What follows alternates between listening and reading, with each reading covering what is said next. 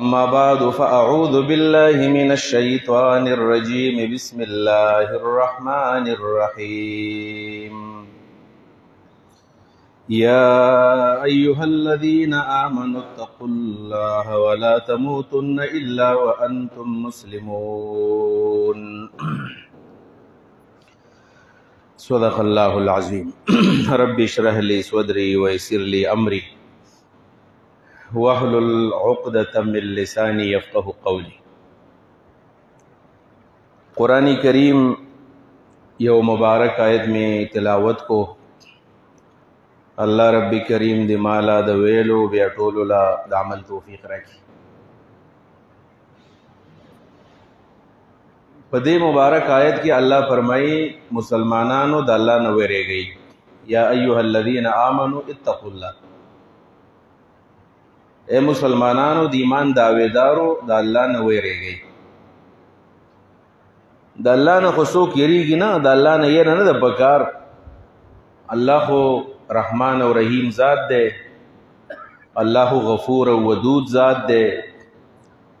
او د الله نه یره څه ته وایي؟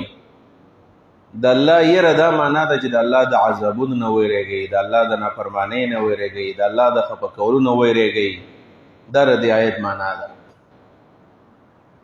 او ولا تموتن الا وانتم مسلمون، د الله نه داسې ویریږئ چې کله د مرګ راځي نو چې تاسو له د اسلام او د ایمان په حالت کې راشي.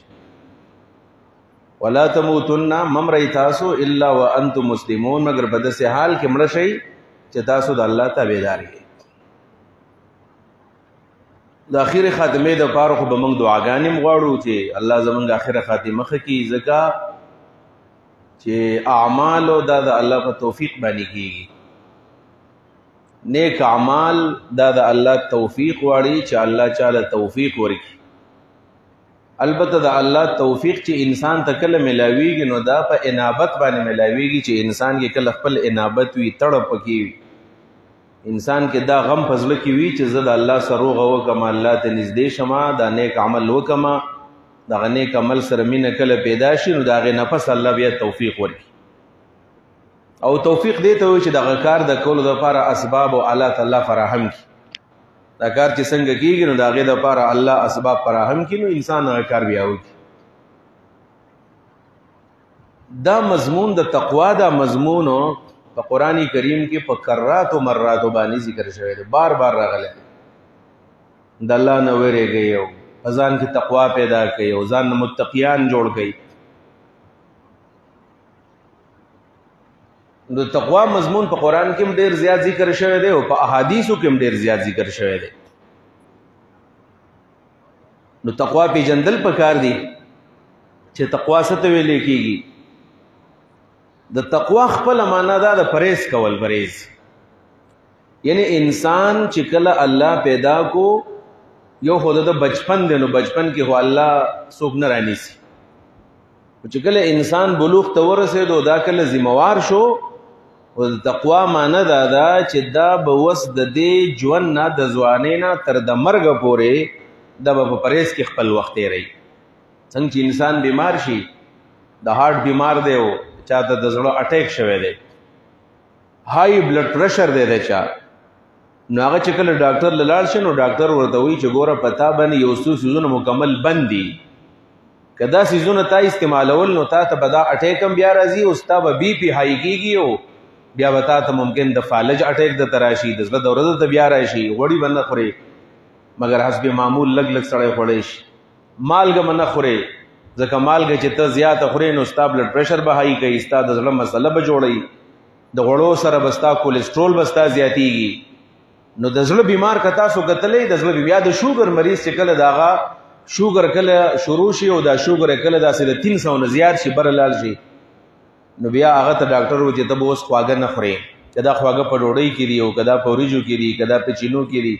که دا په سویټس او میټایي کې دي او که دا په نور په پیرنیانو کې او دارنګې په کیرونو کې، او دا به ته داسې ښوي چې چېرته زیات نه زیات زړه دې ورته وشي او چمچ او وغیره والې نور به په دې ځان نه مړوي. تاسو ګورئ د شوګر مریض چې کله بیا چیز کي نو آواز وکړي چې ګورئ ماله پیکه چې راوړئ، یا به د ځان سره هغه کچې کچې ګولۍ به ورسره ډبي کې پرتي او هغه به چای ورته واچي، د هغې نه به ګوټ شروع کړي. د زړه مریض د هغه روټۍ ځان نه پرتې وي، په دې کې مالګې نشته دی. یا د بی پی چې کوم مریض دی نو داغه دا ډوډۍ ځان لپاره دی او چې کله ترکاری خوري نو مال سپور راکې دغه ته تقوا وي دغه ته پرهیز ویل کېږي یعنی د انسان صحت به الله روغ پاتې کېږي چې کله دا مختلف پرهیزونه شروع دا د خوراک نه پرهیز دی دا د اسکاک نه پرهیز دی دا د مختلفو طعامونو نه پرهیز دی دغه شان انسان که خپل روح او انسان خپل عقیده او خپل عمل او د الله سره تعلق ساتل غواړي او داغه د پاره الله بیا سپازي پرهیزونه را لګي هغه پرهیزونه بسړی کوي او د انسان به د خپل روح خیال بساتي بیا اصل کې خیال د روح ساتل غواړي يسالونك عن الروح قل الروح من امر ربي وما اوتيت من العلم الا قليلا نبی علیہ السلام ته يهوديان ستانه د روح په اړه کې د پوس کې چې انسان د روح د کم ځای راغله دی او د انسان په بدن کې په کم ځای کې دی او بیا چې وزي څنګه وزي ورته وایي چې دې معلومات ما ته نشته او دا معلومات الله ته دی وما اوتيت من العلم الا قليلا مسلمانانو ته موږ ته لږ علم د روح په اړه کې ملاو شوی دی اصل کې د روح خیال ساتلو ته تقوا ویل کېږي چې دا روح دیتا د دې غلط عقیده خراب نه کی غلط عمل خراب نه کی بدعات رسومات خراب نه کی غلط فکرونه سوچونه خراب نه کی د دې روح خیال ساتل پکار بخاری شریف کی حدیث ته سیدنا عبداللہ بن مسعود رضی اللہ عنہ فرمائی چې د نبی علیہ السلام سره ورځ روانو ما د مدینه چې کوم کندرات دي سکندراتو زاړو کورونو نو پاغه کې نبی علیہ السلام روانو چا سره کارو زو سم روانو ما او نبی علیہ السلام پلاس کې یو لخت وا د کجوري د سانګې نه جوړ کړي وا موږ دواړه روانو نو په دې کې مخه مخ موږ لا دوا يهوديان رال موږ په جندل چې دا يهود دي یو بل سے داسې ګنګساره شانه وکړو موږ خبرې واورېدلې دا یو د بل نه تپوس کوي ويسلوه عن الروح د دې پیغمبر ناراضي د روح په اړه کې تپوس کو تپوس ته د روح باره کې وکړي وې دا بل ورته و چې نه کوته تپوس اسنه کده سي جواب را راکې بیا موږ خپشو پاغي باندې نه کوته تپوس یو وې تپوس ته کو بل وې نه کوته تپوس په اخر کې اتفاق راغی او دا خبرې موږ اورو وې بس راځي دا تپوس چې کو جسم کیږي دوی راغلل او رسول الله مبارک صلی الله علیه وسلم فاتا نبی علیہ الصلوۃ والسلام ته فرمایا بل قاسم منګستانه د وی مسلې تپوس کو کړه دې مسلې جواب دراله صحیح راکو نو موږ بستا دین قبول نبی علیہ الصلوۃ والسلام ورته فرمایي کوي تپوس چې سم خوخي سلونی ما شئتم چې تاسو کوم سوال خوخ د زمانه داغه تپوس وکي زبر ان شاء الله جواب درکو نه يهود چونو دا په مقدس مکه باندې خ عالمانو يهود سره علم ډیر زیات او په علم سره نه خلاصيږي आवाज غره علم کډې رم زیات شي سو پورې داغه سره عمل نه ملګره د الله توفیق سره ملګره نه د الله رحم او کرم سره ملګره نه د الله فضل سره نه علم سره نه خلاصي ورنه که په علم باندې انسان خاصدين يهود بنن په دنیا کې د الله ډېر خوخوي سره د دین چې په ټوله دنیا کې د تورات علم او د آسماني کتابونو علم د يهوديانو سره او الله رب العالمین پاغي باندې غضب راولي غضب الله عليهم ولعنهم الله په غضب مو کو الله ته خیره مو کړل الله په لعنت هم راولېګو ځکه سره د علم هغه بیلاری او عمل په نو دې څه علمو دې ته پته وا چې پیغمبر لسنګ جواب ورکول پکار دی دا جواب ټیکی دا غلطی یعنی سوال جواب ورته معلومو نو کله چې د نبی علیہ الصلوۃ والسلام نه تاسو د مسلې وګو چې روح مبارک تسوي من خبره کا چې دا روح څه شه ده دې څه حقیقت ده نو نبی کریم صلی الله علیه وسلم له خاموش او دا د رسول الله صلی الله علیه وسلم طریقه وا چې چاله به جواب ورکو نو د سې سوچ فکر نه پس به ورکو یا خدا و چې نبی علیہ الصلوۃ والسلام جواب ورکي او داغه په تسلی او تشبیه وشي دوی مدار چې کله به نبی علیہ الصلوۃ والسلام ته سوال جواب نو معلوم د ځان نه به جواب نه ورکو څنګه جنن سبا زبادي مفتیانو طریقه دا چې هغه نه سوکم د سم مسلې ته پوس کی جواب ورګي کدل ورزیو کنه ورزی ورلا بس جواب ورکي او کدا غلې کیږي نو دا وې دا خو زما ده پر بده خبره ده چې مال جواب نه راځي نو تعالی چا نه دماغ خراب کړی دی جره مفتی له بدهاري مسلې جواب ورزي عالم له بدهاري مسلې جواب ورزي اچاله داري مسلې جواب سوا د الله نه ورزي نبی علیہ السلام په ډیرو مسلو کې الله ته پته ماته پد نشته صحابه ول الله ته پته مونږ ته پد نشته ولې مونږ د پیغمبر نه د صحابو نه غټ عالمانو چې مونږ چاته نشو ویلې چې یار مال دې مسلې جواب نه راځي خدای یو سوچ غلط په معاشره کې رایت شوی دی چې مفتی او عالم او د شیخ نه چې د مسلې تپوس کې نو خامخا به تعالی جواب درکړي که ټیک دی او که غلط دی. او دویمه دا و چې نبی علیہ الصلوۃ والسلام به وحی ته انتظار کوو چې زه خو د وحی مامور یم، زه خو د وحی پابند یم. وما ينطق عن الهوى ان هو الا وحی یوحى، چې زه کومې خبرې کوم دا به د وحی په تابعدارۍ کې کوم. نبی علیہ السلام چې خاموش شو وی لږ وخت پسې دا آیت وایو چې یسألونک عن الروح قل الروح من امر ربی وما اوتیتم من العلم الا قلیلا. چې ستانه د یهود د روح په باره کې تپوس کوي، ورته وایي چې روح د الله د جانب راغلی، روح د الله د طرف نه راغلی. او وما اوتیتم من العلم الا قلیلا، تاسو ته لږ شان علم درکړل شوی دی لږ، لہذا دا علم الله ته وسپاري. نو پیغمبر ورته وی دی جواب ورکو زه د روح په حقیقت نه پوهیږم. دی جواب سوال دا دی چې موږ د روح په حقیقت باندې خبر کا. نبی علیہ السلام ته فرمایي د روح په حقیقت باندې زه نیم خبر. يهوديانو جواب دې ټیک راکو اپو دل پر خبره باندې چې د روح جواب او د روح حقیقت صرف د یو الله سره دی، بل شاله نه دی ورکړي. یو پیغمبر تم د روح حقیقت نه معلوم. په دیو زمانه د بریلیانو دا خبره خطا ده چې پیغمبر په جمی ما کان ما یکون باندې خبر دی او په هر څه باندې خبر دی، هر څه نه دی خبر. ډیر څه دي چې الله پیغمبر ته نه دی خودلی. یو د قیامت علم د الله سره دی، چاته نه دی خودلی، نه خې مونږ ته خودلی دي. او یو د روح په باره کې چې کوم حقیقت دی او کوم علم دی نو الله پیغمبر ته هیڅ چاته نه دی خودلی، ټول د ځان سره هغه حقیقت پټ ساتلی دی. نو دا دوه کسان پاسېدل او فقبل یدیه ورجلیه، د نبی علیہ الصلوۃ والسلام لاسونه خپې خپل کړل او وی چې د الله رسول ته بالکل صحیح جواب راکو. دغه وخت نه پس هغه ایمان راوړو. دا روح چې الله رب العالمین فرمایي چې دا د بر نه راغله دی، نو دا یو ډیر زیات یو پایدار شی دی او ډیر محترم شی دی. دی خیال ساتل پکار دی. علامہ ابن قیم رحمه الله لیکلی دی کنا چې انسان دوی سیری دوا، یو د انسان د وجود دی، د انسان د باډي دی، انسان د جسم دی، دا د خاورې نه جوړ شوی دی. دا په دې کې غوښه ده او په دې کې ویښته دي، په دې کې وینه ده او په دې کې هډوکي دي، په دې کې پوستکی دی، په دې کې وازګه ده. دا مختلف څیزونه پکې دي، خدا الله دا د خاورې نه جوړ کړی. د خاورې یو حصہ زمونږ د خاورې نه جوړه ده. او دویم په انسان کې بیا یو بل شی دی چې هغه په دې وجود کې دننه دی چې هغې ته روح ویلی کېږي. روح ساو دا روح د انسان دویمه حصہ ده، خو دا روح د خاورې نه دی جوړ بلکې دا د بره نه راغلی دی. بره نه وما اوتیتو من العلم نه مخکې الله تعالی فرمایي چې قل الروح من امر ربي، دا زما د رب په حکم د بره نه راغلی دی. نو انسان دوه حصې دي، یوه حصہ د لاندې نه جوړه ده، یوه د باندې نه جوړه ده، یوه د ځمکې نه جوړه ده او یوه حصہ چې د اسمان نه راغلی ده، د عرش نه لاندې راغلی ده. د دوه حصې انسان. الله رب العالمین انسان ته وایي چې د بدن نیم خیال ساته چې بیمار نشي، نو بیا به تا ته جسمانی کمزوري نه راځي. کلوا واشربوا ولا تسرفوا، خوراک هم کوئ، اسکاک کوئ، زیاتې مه کوئ ځکه معده به هم خرابه شي، بیماری به د باندې اټیک کوي. او دویم دا د روح خیال ساتئ. تاسو روح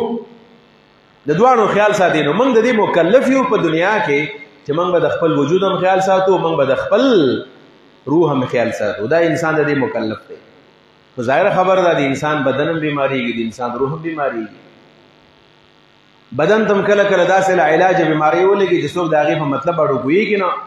ډاکټران ته په لکونو نه بلکې په کروڑو روپۍ ته ډاکټران والي او مریض اړو ښه کېږي. کروڑو روپۍ په بعضې مریضانو باندې ولګي نه ښه کېږي. خو بعضې مریضان داسې وي چې هغه کله ډاکټر له لاړ شي او هغه ولا حکیم له لاړ شي، نو هغه داسې په طبي طریقه باندې، په یوناني طریقه باندې څه جړي بوټي ټکولي را ټکولي، څه کشتې مشتې پوډر موډر سپو په لور کې وي، دا وخورو ټیک به شي. ځکه چې دا الله د علاج په ځمکه کې پیدا کړی دی. ځمکې نه روح جسم پیدا دی، نو الله د هغې علاج هم په ځمکه کې پیدا کړی دی. او چې کله سړی ډاکټر له ورشي نو هغه داسې کیمیایي طریقه باندې د ځمکې نه همدغه شانې دوایانې جوړې کړې وي، او دا ډراپ دی او دا انجکشن دی او دا شربت دی او دا دوایي ده او دا ګولۍ دي او دا کپسول دي، دا وخوره نو ته به ښه شې. نو د هغې دوایي په استعمال باندې او دغه خټو وغیره په استعمال باندې الله رب العالمین د انسان د بدن دا ټیک. ځکه چې الله پیدا کړی د خاورې نه دی، علاج هم په خاوره کې دی. خو دویم نمبر د انسان چې کوم روح دی نو دا د بره نه راغلی دی، نو دا بیماري انسان روح بیماري خطرناک حده پورې بیماري. کله کله داسې بیمار شي چې د مرګ پورې د هغې اړو علاج ونه شي او ډېر معالجین او ډاکټران د هغې علاج کوي او په علاج باندې ستړي شي ستړي علاج یې ونی او دا د روح بیماری بیا ډېرې خطرناکې بیماری دي ډېرې خطرناکې دي د دې علاج چونکې دا الله د بر نه رالیږلی دی د دې علاج به هم بیا بره ګورو نو بره نه څه راغلی قرآن راغلی دی لہذا د روح علاج دا په قرآن کریم باندې کېږي قرآن کریم یقین پکار دی پرون زما یو ملګری بیمار و وی دې مونډه کې څوک دی او هغه له ما ویسه چې ما دم ما ویوړو ځان سره په ګاډي کې یو باباجي و داسې 25-86 سال نه بره کچه کور و موږ چې ورننوتلو نو حقیقت کې صحیح دمګر معلومېدو ځکه چې د هغه منډو کې کټ دی او په هغې کې غوټ ټکو والا قرآن کریم پروت و ښه مزیدار مطلب دا چې د تلاوت عادت او د هغې نه پس چې کله موږ ورته ویل دا ملګری بیمار دی او د زړه مسړه ده ورته او دا دم که نو ورکې زه اودس کوم نو بیا راځم ښه ټیک ټاک اودس یې وکړو او بیا راغی او بیا د هغې نه پس دم شروع کړو نو دم دومره وګت شو تقریبا 1 غنټه نو زه به کې وده شوم ته ایسته 1 غنټه دم یې وکړو سورت یاسین یې ووایو په قلاره باندې ښه مزیدار او د هغې نه په سورت الرحمن او دا سورتونه دا د قرآن ایتونه ویل او ډېر په مینه باندې ویلو او خبرې به کله وایي د الله په حکم باندې به ښه کېږي وبېخندل الله په حکم باندې به ښه کېږي او دا قرآن ویل دا قرآن نه دی دا ویل په دې کې د هر څه علاج دی ما ویل بس دا ولي الله دی خو دلته عام ساده سړی دی چاته پته نشته دی خندل ویل د الله په دې کتاب کې هر څه شته دی خو زموږ عقیده نه ده برابر او بیا لګیا او گپ شپې لګو ویل ډېر کمزور یم او ما ته ډېر زیات کسبونه معلوم ویل 9 کسبونه زما د لاس د الله راکړي نه کسبونه ما ته یاد اوس ویل بوډا شم الله رانه واغستو دومره ښکلې خبرې کولې مزیدارې روح چې د چا برابر شي ویل یو څو صفتونه داسې دي الله رانه په دې بوډاوالي کې راکړي ویل یو دا خبره زما باندې ډېره خوږه ولګېدله ویل ګوره زه وده شمه که نه وده شمه ویل دا الله مې د شپې راپاسې خپل عبادت څومره ښکلې خبره زه وده کېږم د شپې ویل الله رسره یو تعاون کوي چې د شپې مې راپاسئ ویل دا صفت الله ما کې پیدا کړی شپې مې راپاسئ تهجد را باندې وکړي ویل دویم کار رانه سالي 3 کار رانه ویل علي دویم کار رانه دا علي چې دا قرآن سارې کولاو کما چې کله داسې 8 بجې شي نو ویل 2 نیمې سپارې تلاوت وکړم بیا چې وده شم ماسپښین راپاڅېږم د مازدیګر پورې بیا 2 نیمې سپارې تلاوت وکړم نو 15 سپارې تلاوت کوم د ورځې وایي دا کار رانه اخلي او دریم کار رانه دا اخلي چې داسې څوک عاجز راشي نو الله یې راباندې دم کي په دې کتاب په دې قرآن دم هم الله یې ښه کوي ځکه د دغه شان د الله سره تعلق جوړول روح بنیادی طور باندې دا معنا ده د دې روح یو کنیکشن د الله سره دی چې دا موږ برابر په دې محنت وکړو د هغې دپاره ډېره خواري پکار ده دا بیماري دې ته د شرک بیماري لګي دې ته د بدعاتو بیماري لګي دې ته د خواهش نفس بیماري لګي دې ته د حسد بیماري لګي دې ته د کینې د بغض بیماري لګي او دې ته د بېدینۍ دا بیماریان لګي او دا بیماریان داسې دي چې دا انسان تباه برباد کله چې انسان د روح علاج شروع کی د روح څه علاج دی چې دا زړه څه غواړي نو لږ به تپوس کې د روح علاج دا دی چې څه غواړي لکه زمونږ چې کله بدن موږ ویل د شوګر بیمار دی او بلډ پریشر بیمار دی او د هارت بیمار دی چې خوراک ته زړه وشي نو اول هغه چاټ ګوري چې ماله کم شی ښه دی او کم راله بد دی تپوس کوي که نه نو موږ چې د روح کله علاج کوو نو بیا به همدغه شانې سوچ به کوو ګورو به چې دا کار جایز دی که دا ناجایز دی دا د حلال او د حرامو تمیز چې کله پیدا شي د حلال او حرامو تمیز بس انسان د روح معالج شي په خپل باندې هر انسان د ځان معالج دی او کله چې انسان د خپل روح په علاج باندې شروع وکړي نو دا انسان بیا متقي وګرځي یا ایها الذین آمنوا اتقوا الله اے مسلمانانو د الله نه ویریږئ تقوا په ځان کې پیدا کړئ نو تقوا دقه دا چې کله انسان د خپل روح علاج شروع کړي په خپل باندې زمونږ څخه فکر نه راځي کله چې زمونږ سره غم نشته زمونږ سره فکر نشته چې موږ د خپل روح او د خپل زړه علاج څنګه وکړو چېرته موږ تقوادار نشو جوړېدلی تقوا د یوازې عبادت ته نه ویلی کېږي قرآن کریم کې الله رب العالمین چې موږ ته کومه خبره کوي دا خبر غور باندې واورئ نو هغه د عبدیت او د بندګۍ خبره کوي تاسو الله بندګان شئ د الله عبادت د الله بندګۍ او د الله غلامۍ ته وایي تاسو د الله غلامان جوړ شئ د الله غلامان چې د څو پورې موږ د الله غلامان او د الله بندګان نه یو جوړ شوي موږ تقوادار نه جوړېږو مولانا مودودي رحمه الله یو مثال ویلی ډېر ښکلی مثال دی وایي ګوره وی الله رب العالمین موږ ته وایي تاسو زما غلامان شئ او زما بندګي وکړئ مطلب چې زه درته څه یم دا تاسو منئ موږ داسې نه کوو وې د دې مثال داسې دی زمونږ او د الله چې نن سبا کوم تعلق د مثال داسې دی یو آقا دی یو آقا یو مالک دی میله کې ځان له غلام واغستو او چې غلام یې کله راوستو نو ده ته یې وویل چې ته داسې وکړه چې ته به سارې ځې بازار ته او د بازار نه به ته سبزي راوړې غوښه به راوړې ټماټر به راوړې پیاز به راوړې د دې دپاره چې موږ د هغې د ماسپښین روټۍ پخه کړو د ماښام روټۍ دې پخه کړو او دا آقا هم دقه خبرې کوي دا آقا وایي دی خپل غلام ته چې لاړ شي د بازار نه سبزي راوړه او دا غلام راشي او د الله سپنام باندې د خپل مالک ته ودرېږي چې جي زه به سارې لاړ شمه د بازار نه به سبزي راوړم غوښه به راوړم مړه به راوړم وریجې به راوړم ته به یې وخورې او دا خبره بار بار کوي بار بار کوي دا آقا به دا غلام چېرته وساتي چېرته نشي ساتلی یا ورته بله ورځ وایي دا آقا د خپل غلام ته وایي چې ته به داسې کار وکړې زمونږ دا کپړې به والې او دا به د مشین ته واچې په دې واشنګ مشین کې به ووینځې او بیا به اسري کې او د هغې نه پس به دا په هنګر کې واچې چې زما بچي او موږ یې آموندو او دا غلام راغلی دی او دا دقه خبرې کوي چې تا د ښکلې خبره ما ته وکړله زما ورسره ډېره زیاته مینه ده او زه به دقه شانې سار به پاسم او جامې به په زه مشین کې اچوم او بیا به یې وچوم او بیا به اسرې کوم به هنګر کې به اچوم او جامو له ګوتې نه وروړي دا مالک به د خپل غلام پرېږدي چېرته نشي پرېښودلی یا الله رب العالمین موږ ته وایي که نه چې تاسو شراب مس کوئ موږ څه وایو بس شراب نسکو شراب حرام دي خو په دې باندې عمل ته تیار نه یو الله رب العالمین فرمایي چې تاسو د الله سره مینه وکئ موږ وایو زموږ د الله سره مینه ده الله وایي تاسو د دې ظالمانه نظام خلاف راپاسې بغاوت وکړئ موږ وایو بس موږ بغاوت کوو په عملا لګیا یو هغه غیر نظام موږ خپل کړی دی په هغې باندې موږ ژوند تېرو الله خپل معیشت تاسو برابر کړي د اسلام مطابق شروع کړي موږ وایو بس موږ خپل معیشت برابرو او برابر هم نه الله خپل بازار زما د قرآن برابر کړي موږ برابر او موږ هغه چېرته برابر نه کړو دغه مثال زموږ دی موږ هغه غلامان یو چې موږ په خپلو آقاګانو باندې بوجو په دې وجه باندې نن سبا موږ تش د خولې او دارنګې د ژبې د حده پورې مسلمانان یو چې به صرف موږ منځونه کوو او موږ صرف او صرف ذکر او اذکار دې ته تقوا نه ویلې کېږي تقوا هم دا ده چې الله رب العالمین موږ ته کوم حکم کړی دی په هغې عمل کول دا په هر وخت خپل حکمونه دي په دې وجه باندې عبدالله ابن عمر رضی الله تعالی عنهما فرمایي چې تقوا څه ته وایي نو هغه وایي تقوا دې ته وایي چې الله یراک مولاک حیث نهاک چې الله دې په هغه ځای کې ونه ویني چې د کوم ځای نه الله ته منع کړی الله چې په کوم ځای کې منع کړی دلته مه راځه چې هلته ورنشي دا تقوا ده او دویمه دا چې الله وایي دا کار وکړو ته هغه کار وکړو دغه تقوا ده بلکې حدیث کې راغلی دی وایي د متقي مثال دی کطائر الحذر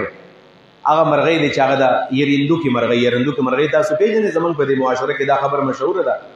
وایي دا کارغان چې دي کارغان د تاسو خیال چې کله سړی لږ داسې خوځي کارغۍ ته پاسېږي په ونه کې به ناست دي خو چې لږ ښکته شي ته به د خپله چڼیا برابرې دا به الوځي نو مشران وایي که نه وایي دا د خپل نیکه ویلي وو چې ګورې ستاسو دا انسانان ستاسو دشمنان دي او دا به ګورې تاسو ولي وجنې بم د دې نه به ځان څنګه ساتئ ویل بس چې انسان کله ځمکې ته ښکته کېدو تاسو الوځئ نو دا چې کمر رالي تاسو به تښتېدلي یې دا هغه طائر حذر دی دا یریندوکی دی دا ګوري یو طرف ته بل طرف ته خو چې کله انسان لږ شانې خوځي بس دا تښتي باسېږي دغه مثال متقي دې ته ویلی کېږي چې دا به د ګناه نه داسې ځان ساتي څنګه چې دا کارغان د انسان نه ځان ساتي چې هلک ښکته کېږي خوځي بس دا پاسېږي دقې ته متقي ویلی کېږي دا د روح معالج دی چې موږ د ځان سره دا فکر پیدا کړو دا غم پیدا کړو چې زموږ روحونه ورځ په ورځ باندې بیمارېږي حقیقت دا دی موږ بیماران یو یو عالم ته ویل چا وویل راغلی میلمه و یو بزرګ انسان و ویل هغه ته چا ویل چې موږ ته لږ بیان وکړه موږ ته لږ دین بیان که بیان راته وکړه تقریر راته وکړه ویل هغه ورته ویل زه په خپله بیمار یم او چې کله ډاکټر په خپله بیماري د بل چا به څه علاج وکړي مطلب ما ته د دې ضرورت دی چې ما ته خلک څه ووایي او زما دا روح برابر شي زما دا نفس برابر شي د هغې نه پس به زه بیا بل چا ته څه ووایم په دې وجه باندې عزتمندو په دې وجه باندې خبره دا ده چې موږ د خپل روح په خپله باندې څو پورې معالجین نه یو ګرځېدلي موږ د خپل روح په خپله باندې علاج نه شروع کړی زموږ سره دا غم نه پیدا شوی چې زه به الله له څه جواب ورکوم موږ چېرته تقوادار نشو جوړېدلی او تقوا یوازې دې ته نه وایي چې یو سړی ډېر تلاوت کوي په دې تلاوت کې دا ایتونه وایي دروغ مه وایئ سود مه کوئ غلا مه کوئ دا سود هم کوي غلا هم کوي دا ستاسو خیالي پرون یو تصویر په دې فیسبوک باندې ګرځېدو زمونږ دا سږ کال چې کوم بجټ جوړ شوی دی بجټ د وفاقي بجټ نو بده کې د کمال یو کار دا کړی دی چې د لکان چون کې دا فلمونه وسوب نه ګوري وي کنه یوټیوب هم نشته دی او فیسبوک هم نشته دی او دا لکان اوس فلمونه نه ګوري وي انټرټینمنت د پاره څه شي نشته دی د دوی د پاره څه تنظیم کول وکړ دی تنظیم څه دی وې سینماګانې ول جوړېږي سینماګانې تاسو به خبرې ده زه حیران یم دا عقل فروش چې نن سبا خو سینما د خلکو سره په جیب کې پرته ده هر موبایل رااله او دا سینما خو پته نه لګي چې دا صاحبان به په کوم خوب باندې ودی چې هغوی وایي چې دې دپاره د سینماګانو غم په کار دی او بل څه کار کوو ویل د سینماګانو باندې دا ټکسونه ختم کوي تاسو پته ده فری ټیکسز سینما هاوسز جوړېږي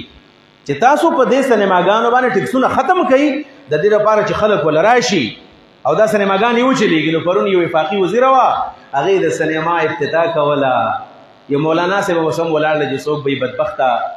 چې هغه چې کله هغه افتتاح وکړي نو بیا دعا کوي نو ما ویل چې دا به څه وایي په دې دعا کې چې الله خلکو له راولي ستاسو څه خیال دی ستاسو هم تپوس کوم څه دعا به یې کړې دی صاحب وفاقي وزیره ده او د سینما افتتاح یې کړې ده د هغې نه پس لاس چته دعا وکړي افسوس پکار دی په دې حال باندې دغه زمونږ د پاکستان حال دی دغه زمونږ د سینما د زمونږ د پاکستان حالن کې لیل خدا غم پکار وګنه زمونږ په دې تاسو کې خیال زمونږ چې کم د بجلی دا بیل راځي د بجلی دا بیل او د بجلی په دې بیل کې ټیک ټاک چې تنه 2-3 ورځې د لیټ شنو پتا بس سود راځي بیا به ورکه داغه سره سره بیا په دې کې ټي وي ټیکس هم پتا بس راځي ټي وي هغه په جمعهتونو بس هم راځي یعنی جمعات باندې ټیک ټاک د ټي وي ټیکس راځي هغه ادا کوي داغه سره سره زمنګ په جمعهتونو پس هم چې کله دا بیل لیټ شي دام چې کله دا بیل داخلي ټیک ټاک بدغه سود بدا ورکه دا پیسې دا بڑا کوي نو که تاسو دومره ډیر مخلص وئ د دې جمعهتونو ټیکسونه ختم کړای وای کنه جمعهت ته ټیکس نه ختموما د جمعهت د ټي وي ټیکس نه ختموم او سینماګانې عام کوي او پاغه ټیکسونه ختم کوي د دې لپاره چې خلک بي دي نشي دغه زموږ حکمرانان دي په دې به د خیر تم سره سو دین بس د خیر تم وګمنګا په دې وجه باندې عزتمندو د ځان نشرو پکار دا چې موږ سره اول دا غم پیدا شي چې موږ ګره ګناګار یو غم پیدا کول او دا غم چې نه پیدا شوه نو یو سړی لګیا دی او هغه تلاوت هم کوي او هغه ذکر اذکار هم کوي او هغه د سورۃ نور تلاوت هم کوي د سورۃ الاحزاب تلاوت هم کوي د سورۃ البقره تلاوت هم کوي او مدني سورۃونه هم وایي او دا الله د دین نه باغی دی دا چې تقوادار نشي جوړېدل بس په جامو باندې په رومیال باندې په پټکی باندې په تسبو باندې سړی متقی نه جوړیږي متقی هغه چاته ویل کېږي څنګه چې ابن عمر فرمایي چې الله یراک مولاک حيث نهاک چې د کم زین الله من کړي چې ال تور نشي ته ویل کېږي تقوا د تقوا ویل کېږي اخر کې یو بل درخواست کوم عزتمند لګ دې خبره ته سوچ وکړئ تاسو زما د سوشل میډیا باندې نظر یې زګورم دا سورزه په اختر کې بټخېل کې یو مسله راغلی و چې اتنه کسان چاوي وشتل په معمولی تکرار باندې یعنی د کور یو نجی مسله وا د زنانو باندې د قار کور او دوران یو داغه نفس یو کس په دومره تیش کې راځي چې هغه د کور اتنه کسان وجني پرون یو بل تصویر په دغه کې معمولی دو چې پلار دی و د غربت نوې تنگ شوما د غربت نه تنگ شوی د سلور د 15 ځامنې دي ناولې وې داسې ګولې خړلې دي چې زه په دې د بچي وجنما اسنو چې زه په دې میس کې پرې نه دم چیردا ناولې ځان له ګولې خړلې دي به سره 15 ځامن وجلې دي به ځان مجلې دي د تصویران دغه فیسبوک باندې رااله عزتمندو دا سوچ ختمول غواړي ور خپل مجلسونو کې دا خبرې وږي دا خبرې غلطي دي چې دا د غربت نه تنگ راغی او دا د بیماری نه تنگ راغی هغه 13 ورځې کې تاسو خپل جانگیر ترين چې کوم رو هغه خط برشتای کې دروغ به په اعمال دلو په فیسبوک باندې و چې زما بیماری ادومره زیاته شوې ده چې برداشت نشم کولای نو که زه بل پر ځان نه وجنم نو زمانه برداشت نه کیږي او هغه ډیر زیات مالدار سړی ډیر جاگیردار دی په لکونو کنالونو زمکه ده او هغه راولګېدو او هغه ځان اوښتو یا ځان ته په تمانچې ویشتلې دی یا چانته ځان ته سستن منوالي واغه خپل جون ختم کو دې خودکشیانو دارې شوړې زیاته شولا لګ داسې اویرنس پکار دی په دې خبره ځان پوهوي چې ګوره د دنیا د دارالامتحان دی دا امتحان دی یعنی دا سنشه کې دی چې جهانگیر ترین سے برور دی والی په دنیا کې خوشاله او یا د غبل صاحب چې ځان وجل دی دا بوله په دنیا کې خوشاله هیڅ په دنیا کې خوشاله نشته دنیا د خوشحالي زنه ده زمونږ عقیده ده چې ان شاء الله چې کله دلته منځان داسې وسوځو ځان ویلی کو د ځانم خلت توی کړلا خپل وینم توی کړلا ځانم قربان کو لوګي تند برداشت کړي قبر جون به زمون کیسه شاخر جون به زمون کیسه دي دا موږ د قبر د پاره او د آخرت د پاره لګیایو په دې وجه باندې دا سوچ ختمول غواړي غربت نه سړی تنګيږي او دومره څوک نه تنګي الحمدلله زمونږ په دې معاشره کې دا خبره بار بار کومه زمونږ معاشره دومره به حصه شوی نه ده چې په کلی کې به څوک د لوګي نمرې څوک ډوړې ول نه ورکوي دا نن ګرمي ډېره زیاته راکړه مثال مې هغه بل جمعه کې ویلو مالته مرګره کې ډېر سخت ګرمي روانو ما چې کتل پلار کې خلکو شربت تقسیمولې بل ځکه خلکو جوس تقسیمول بوتل تقسیمولې انسانيت الحمدلله شته انسانيت نه ختم شوه دومره لا په یو کلی کې په علاقه کې بربریت نشته ده چې ستا گاونډي بدل وګي نمرې سو بل ډوړې نه ور کوي دا الکان بعضی جذبات یعنی یا بعضی مسلمانان جذباتو کې راشي او هغه فورن یا ځان وجني یا بچي وجني یا خزه وجني او علاله وجني دا ډېر ظلم دی او د اصل کې بيدینی دا د دین لريواله ده راځي چې موږ د قران سره د حدیث سره د الله سره روغ وکړو او د دې روغې په نتیجه کې د خپل روح علاج د خپل نفس علاج وکړو او موږ کې تقوا راشي په دغه تقوا به ان شاء الله الله خالصو بیا چې الله تعالی فرمایي ولا تموتن الا وانتم مسلمون چې تاسو به د سه حال کې مړ شئ چې تاسو مسلمانان نو الله به موږ له دې حالت کې مر راځي الله رب العالمین ما تاسو لا د عمل توفیق راکړي واخر دعوانا الحمد لله رب العالمین.